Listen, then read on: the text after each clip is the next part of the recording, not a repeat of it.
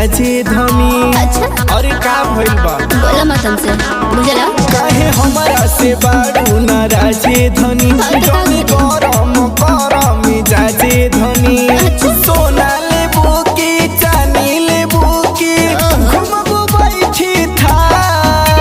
सोना ए राजा जी लहदी नाही रह जोड़ल है सैया जी धनी राउर कर ले गोहार। सब ये तनी सबर करो।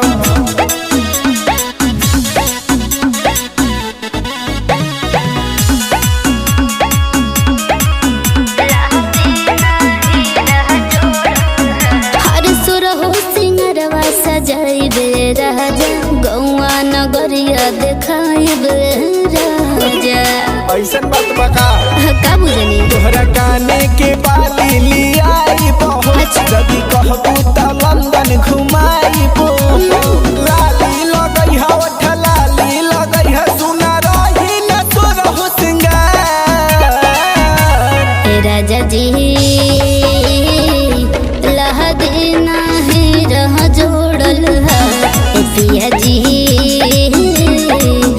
धनी राउर कर ले गोहार।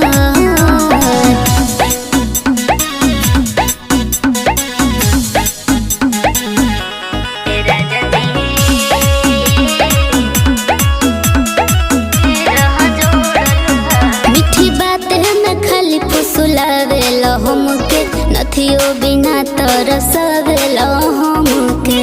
बोलो काहे ऐसन करेला धनी सचिन के तू ही त जान हो हमरा दिलवा